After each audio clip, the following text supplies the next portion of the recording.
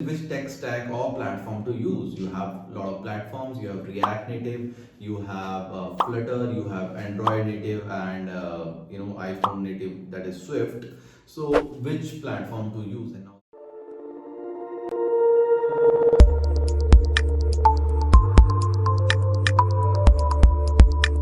hi guys, this is Vaibhav. Hi guys, this is Vaibhav Dagar. And today we will be discussing whether your startup needs a mobile app or not.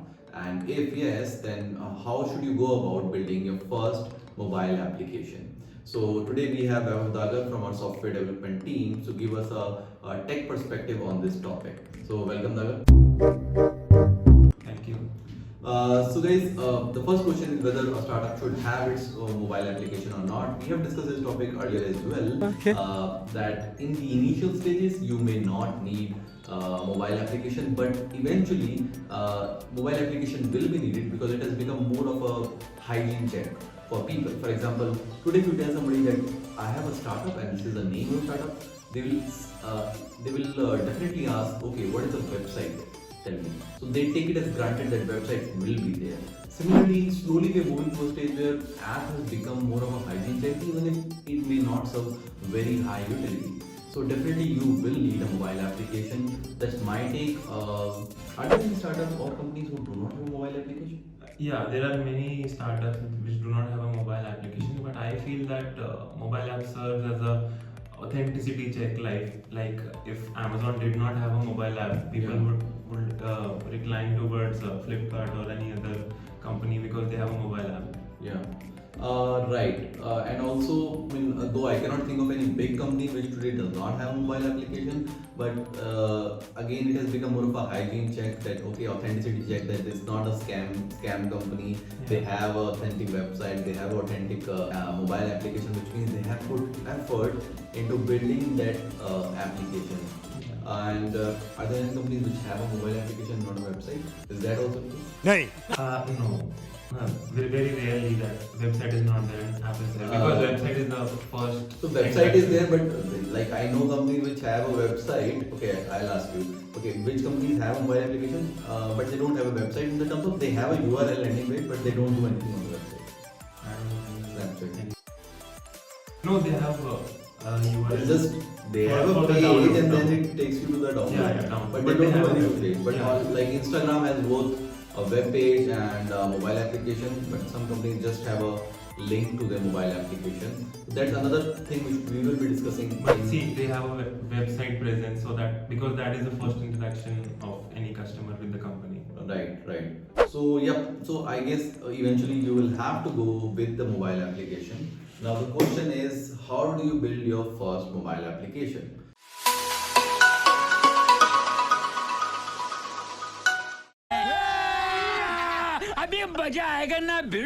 The question is first is whether you hire in-house developers or you rent it out to an agency, number one. Second question is which tech stack or platform to use. You have a lot of platforms. You have React Native, you have Flutter, you have Android Native, and iPhone Native, that is Swift. So which platform to use? And now there is concept of web apps coming, there is concept of hybrid apps coming. So that might be a very big question, especially for a generalist like me, because they don't know which way to go. And once you have went into a particular way, it's really hard to come back. Once you have chosen, okay, I'll be making an app in Flutter, and you can't really come back and then start again because already a lot of efforts go. So why don't you, Dagar, you tell us the kind of tech stack that are available in market and or the platforms, and what are the advantages and disadvantages of both, and what should an early stage startup go for? Yeah, so basically we have two options. Either we build native apps using Java, Kotlin and Swift for iOS, but it adds up the cost as you'll have to hire a separate Android team and a separate iOS team. So for a startup, I believe that if you use a framework like React Native and Flutter, it is good for you because you will have less number of developers working for you and the productivity is higher because there is a single code base for Android and iOS. So yeah, I believe that if you use a framework instead of going completely native, that is better for a startup. Okay, so you're saying that is go for either Flutter or React Native. Yeah. Because when you make an app on these, the Android and iPhone version automatically gets generated. I mean, you don't have to code separately for iPhone and Android. Are people still doing Android native and iPhone native separately? Yes, people are still doing, but lately they have been moving to these frameworks because they ultimately decreases the development cost. Like for example, Coinbase has recently migrated to React Native completely. Okay. Because they had two separate teams of Android and iOS, and it was becoming very अबे जल्दी बोल कल सुबह पनवेल निकलना है unmanageable to manage two code bases and two separate teams, and it was adding up the cost. So recently they have moved to React Native, and it has been a kind of a success. Between Flutter and React Native? I feel React Native is better because Flutter uses the Dart, which is relatively a newer language, and JavaScript has a huge community, so you have many libraries readily available. So I feel React Native is a better option. React Native is a better option. Okay.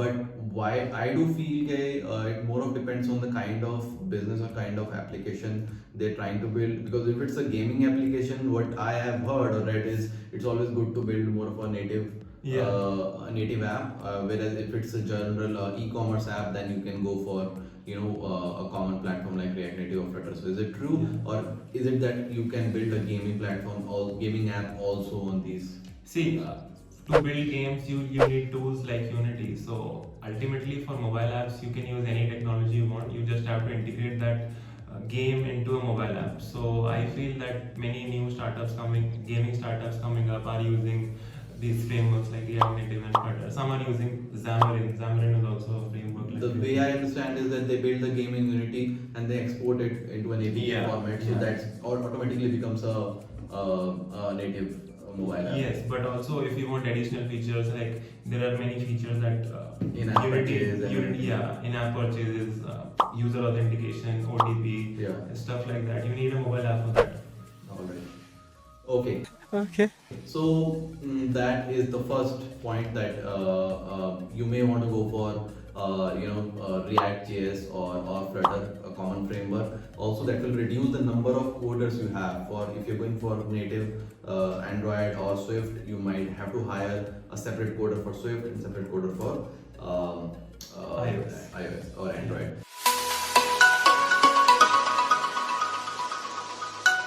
So the point also, Dagar, is that what I want to ask is that in this, if we are going for a mobile application, any platform, or let us say React Native or Flutter platform, do we need a separate front-end developer and back-end developer, or is it that in web it happens that you have a front-end developer and back-end developer? Yeah, see, so the latest technology is coming up. I feel that anyone can become a full stack developer if they put in a few more working hours. Like we have technologies like Firebase. So if you integrate Firebase and React Native, it becomes a very good combination, and you can use both backend technologies and front-end technologies, both using JavaScript only. So I feel that if a person knows JavaScript or a developer knows JavaScript, that developer would be enough for a mobile app development.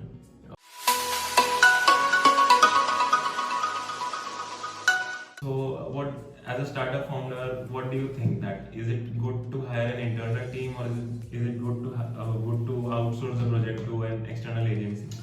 Yeah, I mean, we also face this question when we are starting up. Many people go for agency. The implementation is faster, but you don't really get a very customized 24/7 customer care you want. But if you go for inside, it's the recruitment part, and then training those people, and then maintaining the code base, which means you should have a tech guy. So that question is mostly asked. I believe the answer would depend upon whether you are a very tech intensive startup or not. If your startup is basically dependent on the app, it will be like, let's say you are running a scooter rental services or a cab service like Ola or something like that. It is dependent on the app. I would say develop it in house.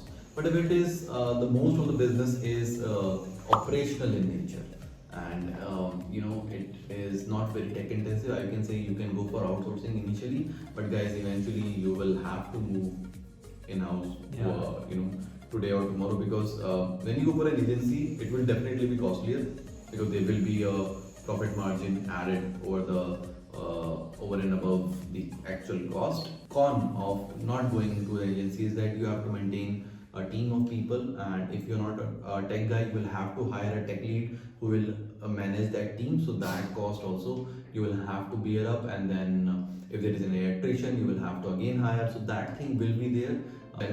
However, you can still go for it, but it will be very difficult if you don't have a tech co-founder. So my take is that if you're not, if you're operations heavy, go for outside agency. If you're not operations heavy and tech intensive, you have to go to in-house. And if you're gonna raise funds tomorrow or day after tomorrow, investors might be interested in whether you're doing this in-house or not. Yeah. Because if you outsource everything, guys, then like there has to be something that a company is doing in-house, like one or two good things.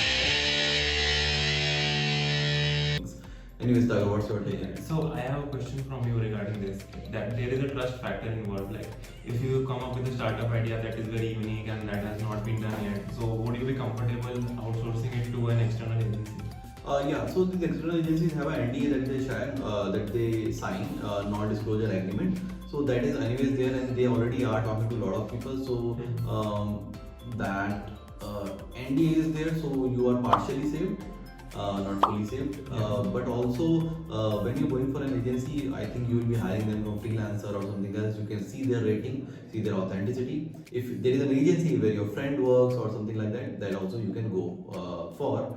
And also the fourth rule is, guys, the idea is, in today's world, idea is not considered very valuable. It is said that idea has zero values now. It's all about execution. So and even me and Akshay, when we started this company, we shared this idea with everybody because it's not a very novel idea. It's not a very eureka moment kind of idea. So also, even if you have a eureka moment of idea, it's all about execution. Yeah. So the new norm in the market is that idea has zero value and execution has 100% value. So I would say that even if that agency runs away, I mean, those guys have to grill a lot. Yeah.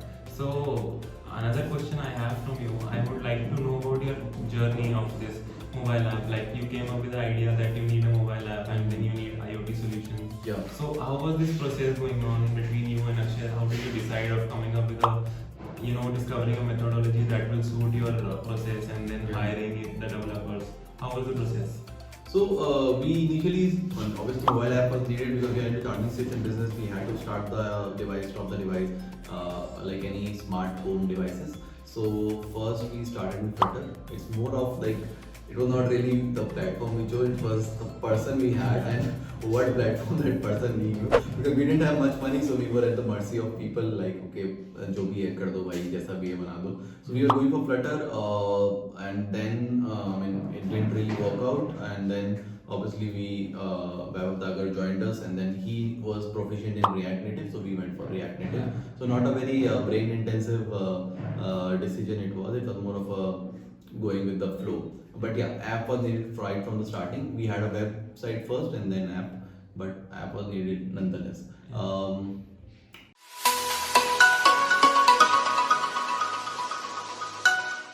Vaibhav, as you were the initial product manager, so what was your thought on this? Like how would you, what was your say that how would the things proceed?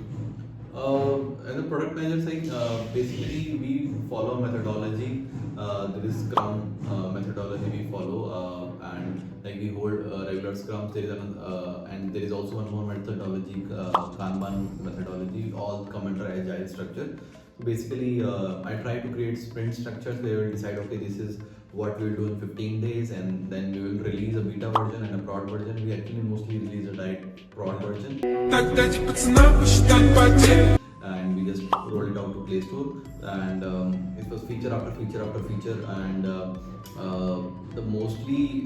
the effort went into building basic features, and then we started adding the peripheral features like game, social, and other stuff, in-app messaging. But one thing which I would like to ask you is that how was your experience working for a startup, and what do you think is different when you work for an existing company, and that too a very early stage startup? So how clean or messy is the coding process is? Yeah, so as you said that we directly released the app to production, we did do beta testing, beta releases. So that is the main difference, that even if you take one wrong decision in your code, it will like you can face many big repercussions because of that small decision you made. So I feel that while coding for a new startup, you have to keep in mind that there can be many changes within a single day, within a single hour. That the product manager can come to you and say that we have to change this feature or we have to roll out this feature within next 2 days. So it is a really stressful process, and you have to take your decisions wisely. And at the same time, if you take an example of an MNC, so you have a flow for like 1 month or 2 months. You have your task decided that you have to work on this thing for 1 month. So that is a little simpler process. But I think that when you code for a startup, you learn a lot because every day you make mistakes, you learn from your mistakes. So that was my point. Yeah, I mean, learning process is there. Obviously, I mean, it's a known fact that when you work for startup, the learning curve is so steep that, I mean, nothing can beat that. So that has been there, and I mean, we also, we have been pretty good with our app releases. We launch normally 1 or 2 or 3 betas and prod versions. We have 70 versions till now. We have released 70 versions within a span of 6 months. Right, so which is basically somewhere around 10 versions per month. Yeah. So we have that level of, I mean, our app team is pretty strong in that front, and we are lucky to have that. So now what we'll be discussing is how to grow your user base once you have deployed the application. When we told that our application was there on Play Store and App Store to a customer, they will go there and it had 10 downloads. They would say, no man, it just has 10 downloads, I don't want to do that. So the point is that you want at least to have 1000 downloads so that customers have some level of confidence. Now the question is, how do you get those downloads? You can get it in an organic way or an organic way.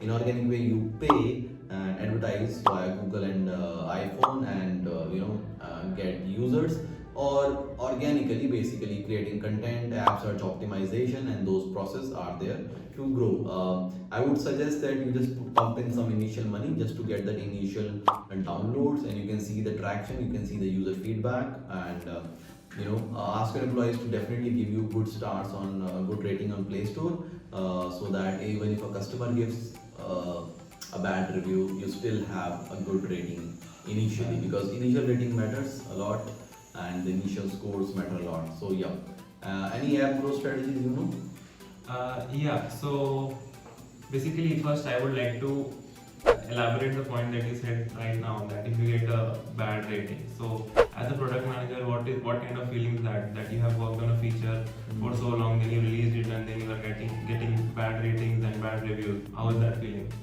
Awesome. I mean, it feels pretty bad, but up till now we have not faced any genuine bad reviews. We have some reviews from haters. I mean, hater is the right word to say, but eventually bad reviews will come. So I would just say treat them as learning rather than feeling bad about it. Just treat every bad review, every bad feedback as a very good source of learning. So yep. Okay. So any app search, any app growth strategies? yeah, I know a good migration from native to this frameworks. One startup Coinbase, which is selling cryptocurrencies on their platform. So what they did was they came from native apps to React Native because they had to cut up on their costs, and they had 2 separate teams, basically 3 separate teams, one for iOS, one for Android, and one for their web. So their web was in React.js and mobile app was in Java and Swift. So basically they thought that we can go for React Native and all of our developers can together work on all of 3, web, Android and iOS, because they share the same code base, JavaScript and React.js. So recently they migrated to React Native, and their app has been pretty stable since then. So, and they were able to cut down a lot on their development cost, and a lot on their number of developers. Yeah. He buys a lot of cryptocurrencies, so he knows Coinbase as an example. Yeah. I'm not much into crypto.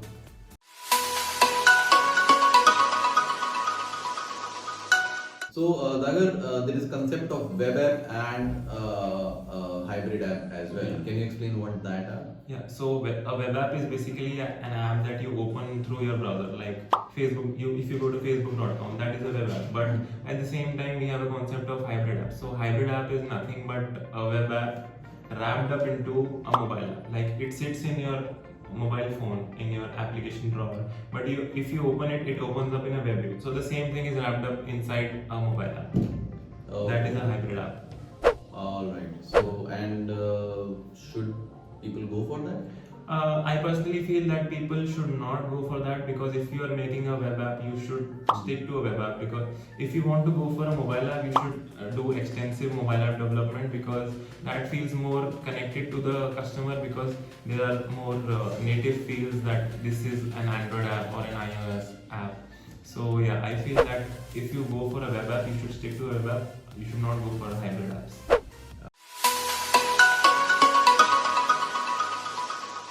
So guys, now talking about the metrics, basically how do you measure an app's performance? It is actually there are a lot of metrics. The primary are like daily active users, monthly active users, sessions per day, and length of those sessions, number of crashes. So these things can be monitored. We normally monitor it through Play Store itself. Play Store itself gives us all that data, and similarly with iPhone. So any other metrics that founders or product managers should track for a mobile application? Yeah, so we at Kazam use Firebase Analytics for our metric measurements. So whenever we roll out a new feature, we use Firebase Analytics to figure out that if users are using that feature, how many users have clicked on it, how many users have clicked away from it, like click-through rate we have on ads. The same is with mobile app features. So yeah, we use Firebase Analytics, and the conversions are then given to the product manager to analyze further. Yeah. Guys, one piece of advice, bug resolution should happen on urgent basis, and they should be resolved as and when they appear. Don't think that we can resolve it later, because one bug combined with second bug create a third bug, and it becomes an inception of bug world and bugception, and you don't want to get captured in that. So they resolve bugs as and when they appear.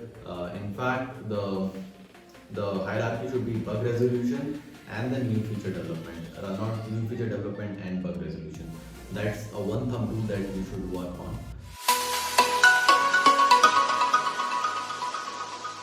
Listing a website, listing in a mobile application, also something we should discuss. I think there are two primary platforms, that is Play Store and App Store. From our experience, listing on App Store is pretty difficult. They ask for a lot of image sizes and all. Play Store is relatively easy. Secondly, most of the Indian audience right now is on Android, but so you can first go for Android and then go for Apple, but you eventually have to go for both. Are there any other platforms for? Yeah, recently Amazon has been coming up with a app store, and MI, Vivo, they have their own app stores. Yeah. But I feel that people have a connect with Google and Apple. They feel that the app that is coming from Google or Apple is like genuine, and the review process has been good. So in India, primarily there are these two, but if you go outside countries like Southeast Asia and all, they have other Play Store kind of platforms which are private platforms, and they are equally big. But in India we have primarily these two platforms. Paytm mini apps concept has also come. Yeah. I think it's primarily for web apps. Those are progressive web apps. Progressive web apps. What are progressive web apps? Progressive web apps are sort of web apps that sit. Those are like hybrid apps, but not exactly hybrid apps. They sit in your mobile application drawer, but if you click on them, they take you to the sort of web view only. Okay.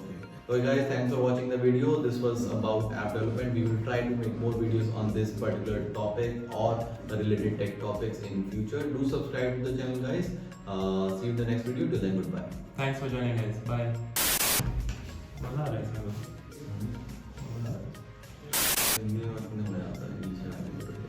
Yeah. Initially in device ranges also नहीं it's okay. मैं ऐसे कर देता हूँ जिससे कि तुझे पता चलेगी अगर Ever tried? Ever failed? No matter. Try again. Fail again. Fail better. The world is yours. Love the way you activate your hips and push your ass out. Gotta put the roll in so bad I'm about to pass out. Wanna dig you, and I can't even lie about it, baby. Just alleviate your clothes, I'ma fly out and catch you at the club. Your hips have got me feeling, body talking quick to me, but I think I bring the meaning. Now if you wanna roll with me, then here's your chance for me, lady, on the freeway. Catch me if you can, forgive me, I'm a rider. Still I'm just a simple man, all I want is money plus the fame. I'm a simple man, Mr. International, player with a passport, just like a Latin switch. Is there anything you ask for? Either him or me. The champagne, Hennessy, favorite of my homies when we floss on our enemies. Witnesses we creep to a low speed, beat what my foes need. Make some mochi.